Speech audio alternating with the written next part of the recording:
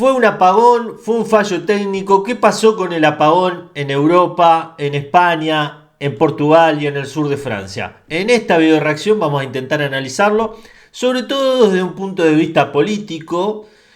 obviando algunas cosas técnicas por no ser un ingeniero eléctrico, un ingeniero nuclear, un experto en energía, pero bueno, con algunas informaciones oficiales y sobre todo poniendo el punto en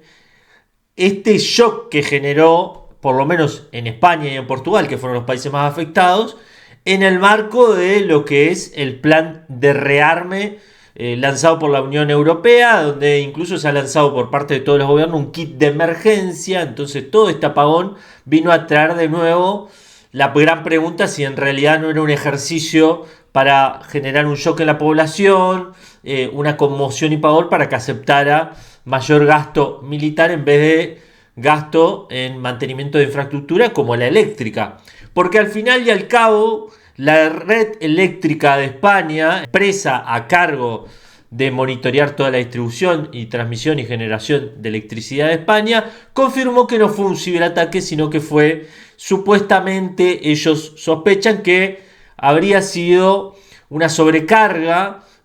por parte de la generación solar del suroeste de España. Esta es la explicación oficial que se ha sacado después de que se restituyera todo lo que fue la energía en toda España. Un poco, abrimos comillas, un poco paradójico que todos los españoles que en algún momento vieron lo que sucedió en España, en Venezuela, en 2018, 2019, con los grandes apagones, y dijeran, uy, qué feo lo que pasa en Venezuela, estén sufriendo prácticamente lo mismo que sufrió el pueblo venezolano en aquella época, con un sistema eléctrico como el venezolano que depende de importaciones, porque es un sistema que tiene componentes franceses y europeos en general, y que, dada la situación económica de Venezuela, ha dejado de poder importarlos y tiene una explicación un poco más fiable que lo que sucede en un país central de Europa, más allá de que es un país del sur europeo que no tiene tanto peso geopolítico y tanto peso en su economía como por ejemplo Alemania o Francia o los países del norte. Bueno, esto es un poco paradójico porque lo que yo por lo menos yo viví en Venezuela en la época donde sucedió el apagón, y prácticamente fue un déjà vu ver a los españoles con las radios a pila, juntándose con gente en boca a boca para ver cuál era la información oficial, haciendo todo su protocolo para buscar agua, para abastecerse, las compras nerviosas. Bueno, yo en la época donde sucedió el apagón, por ejemplo, lo primero que hice fue comprar bastante agua, ¿no? Y hacer recorridas con un auto que tenía en esa época y ir escuchando todo lo que sucedía. Pero bueno, despejado esto de que fue un ciberataque, la realidad es que fue promovida esta tesis, sobre todo en el principio del apagón, por muchos medios de comunicación y algunos políticos como una explicación. ¿Quién está realizando este tipo de sabotajes en Europa? Es Rusia. Se habló de un ciberataque ruso que podría poner en jaque la seguridad europea, y hablando un poco de la necesidad que hay de que Europa tenga mejores infraestructuras y tenga mejores maneras de defenderse de los ciberataques, de un antecedente en Ucrania en 2015, de lo que está sucediendo en Finlandia, en Noruega, siempre obviando por el mayor acto de sabotaje a una infraestructura europea como lo es el Nord Stream, la explosión de los dos gasoductos Nord Stream 1 y Nord Stream 2 que llevaba gas a Alemania, que la investigación alemana culpa a Ucrania de haber participado con alguna complicidad de Polonia, y las investigaciones paralelas hablan de algún tipo de papel de la Agencia Central de Inteligencia CIA y de un comité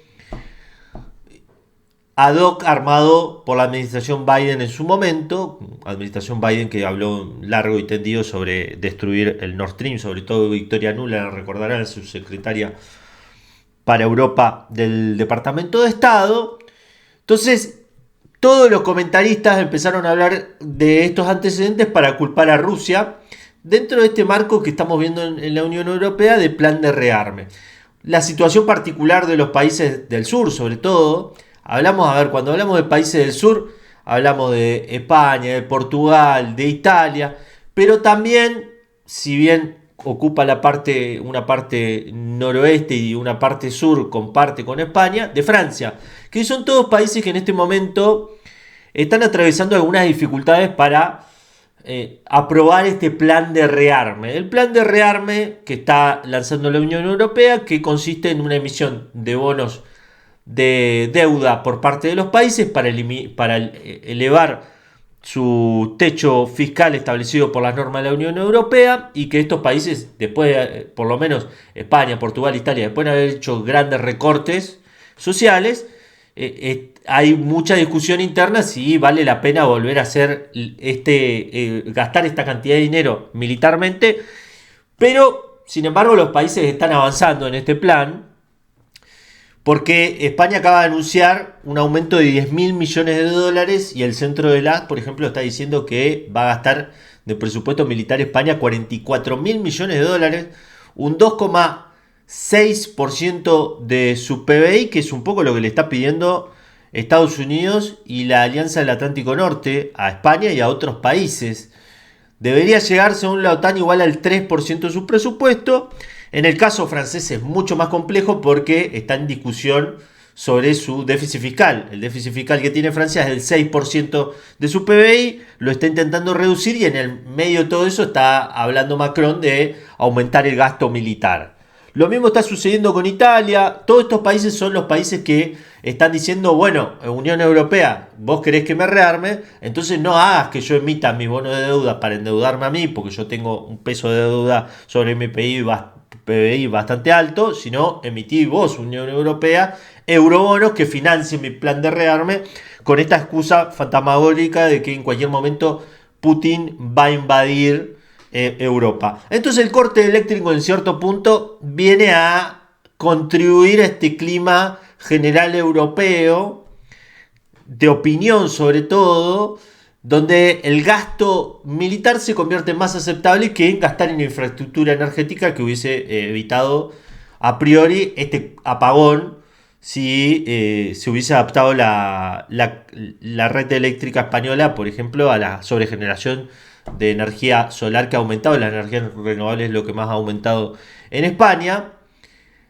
A priori uno diría, en un país normal, bueno, ¿para qué vamos a gastar más militarmente si tenemos una infraestructura que necesita ser modernizada? Es un poco lo que está diciendo Alemania. Por ejemplo, Alemania acaba de anunciar que va a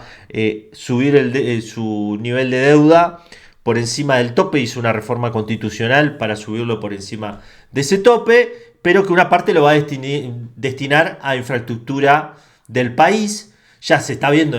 por ejemplo, que Volkswagen está intentando reconvertir sus fábricas en fábricas de tanques, que alguna industria militar alemana se está quedando con unas fábricas que ya han dejado de ser competitivas, pero que no están absorbiendo la misma cantidad de empleo. Entonces Europa está ante un problema, y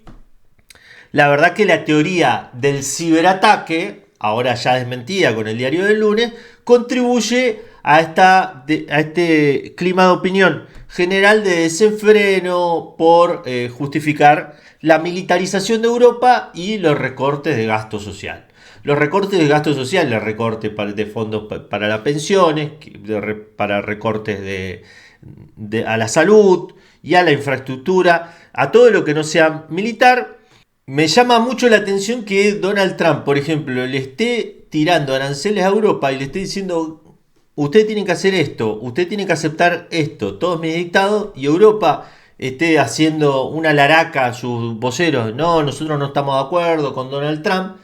Pero después, a la chiquita, cuando se empieza a ver la letra finita, Europa se está haciendo cargo de todo ese gasto militar que le está exigiendo Donald Trump que haga para hacerse cargo de la seguridad europea y mantenerse dentro de la OTAN. Mientras el propio Donald Trump está lanzando abajo de un camión todo lo que fue la retórica belicista con Ucrania. Una Ucrania que, después de que Donald Trump empezó a apretar con que no iba a enviar más ayuda militar si no se sentaba a negociar con Rusia y que incluso en este momento el propio Trump está amagando con levantarse de las conversaciones porque cree que ni Rusia ni Ucrania quieren llegar a buen puerto sus conversaciones, los propios europeos no mandaron ni un paquete conjunto militar para ayudar a Ucrania. Más allá de que estén diciendo que si se cae Ucrania, después Putin va por los países del Báltico, que va por Moldavia, que va por todos los países de la esfera de influencia cercana oriental de Rusia. Más allá de eso, la propia Unión Europea ni siquiera se puso de acuerdo cómo ayudar a Ucrania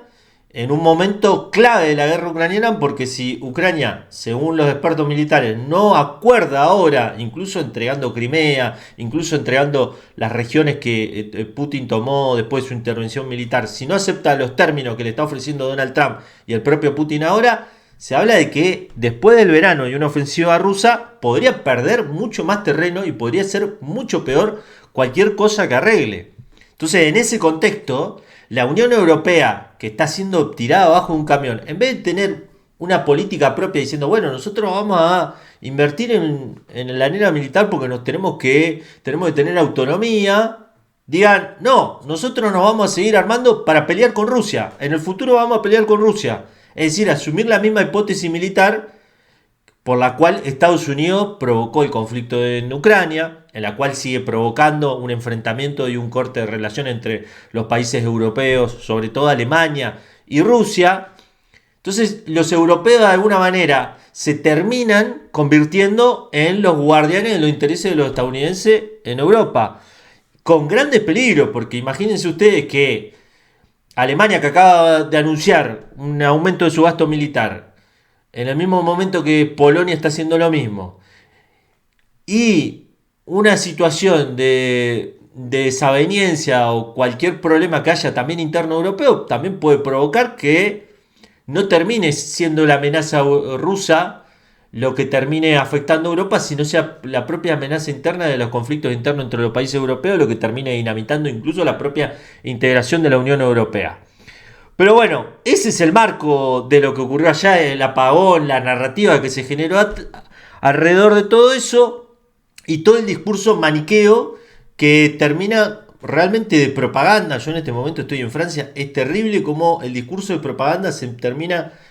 adoptando por mucha gente común que no cuestiona el relato e incluso la primer reacción fue un ciberataque ruso.